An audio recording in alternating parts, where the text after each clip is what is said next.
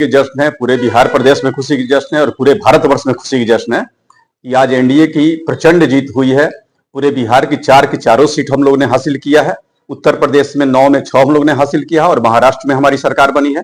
इस वजह से पूरे भारतवर्ष में एक जीत की लहर है, इस विकास की जीत हुई है। बिहार में माननीय नीतीश कुमार की जीत मानी जाएगी, क्योंकि वे एक विकास पुरुष हैं और बिहार के हर क्षेत्र में चतुर्दिक विकास करने का उन्होंने काम किया है और हर जाति वर्ग धर्म के लोग हमारे एनडीए के पक्ष में मतदान किए हैं।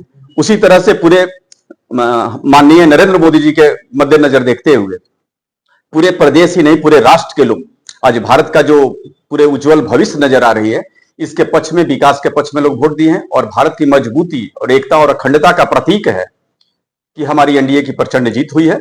ये भारत की जीत है और पूरे जनमानस की जीत है। हम लोग खुशी मना रहे हैं। महाजीत हुई है चारों विधानसभा हाँ, प्रचंड चारों विधानसभा जो हमारी उपचुनाव हुई है बिहार में, ये चारों के चारों पर हम लोगों ने जीतने का काम किया है और ये हम लोग की अपार खुशी की बात है और ये बिहार का एक नमूना है। और इसी के वजह से फिर 2025 में आप देखिएगा कि 2025 में भारी बहुमत से, यानी 225 की जो लक्ष्य हम लोग लेकर के चल रहे हैं बिहार में, वो 225 से भी अधिक बहुमत से हम लोग जीतेंगे। यहाँ की स्थिति ऐसी होगी कि जो विपक्ष वाले हैं वे हम लोग के सामने विपक्ष के कुर्सी पर बैठने लायक नहीं रहेंगे सत्ता पक्ष के सामने, क्योंकि उनकी जितनी कालगुजारी है उस चीज को उजागर हो गई है। जनता समझ गई है कि फिर अराजकता बिहार में हम लोग नहीं लाने देंगे। 2025 भी बहुत नजदीक है, तो एनडीए की बहुमत बनाएगी फिर से काफी बहुमत होगी। 243 में 225 जो लक्ष्य लेकर के हम लोग चल रहे हैं एनडीए का, और उसमें हम लोग को उम्मीद है कि 225 से भी ज्यादा सीट हम लोग बिहार में हासिल करेंगे।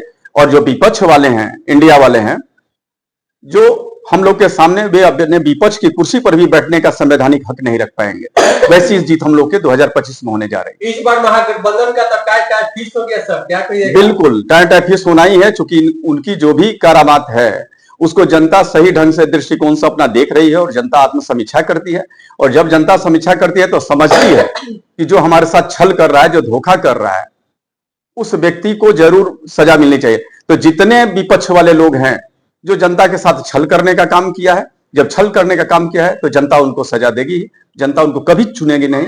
और 2025 में भी वही करामात होगा। ये सब लोग का बुरी तरह हार होगा और एनडीए की बहुमत बिहार विधानसभा जो उपचुनाव हो रहा था, तरारी विधानसभा में जीत हुई है सुनील पांडे के पुत्र विशाल पांडे जी का, क्या कहिएगा? शुभकामना क्या देना चाहेंगे? बहुत बहुत शुभकामना है विशाल पांडे जी के साथ साथ में पूरे एनडीए के टीम को शुभकामना है।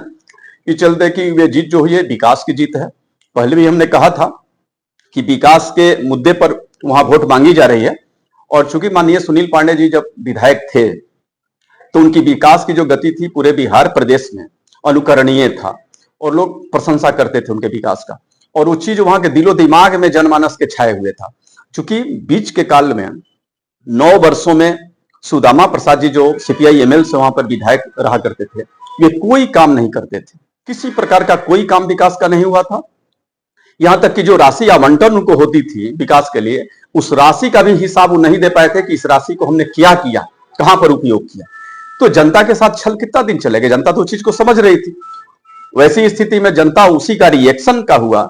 इस बार विशाल प्रशांत पर लोगों ने भरोसा किया, एनडीए पर भरोसा किया, माननीय नीतीश कुमार जी पर भरोसा किया और हमारे प्रधानमंत्री माननीय नरेंद्र मोदी जी पर भरोसा करके जनता ने वोट देने का काम किया और उसी का परिणाम हुआ कि ये जीत तरारी में ही नहीं, बिहार के अन्य क्षेत्रों में भी जो 4 विधानसभा की उपचुनाव हुई है, चारों के चारों में हम लोग ने जीतने का काम किया है।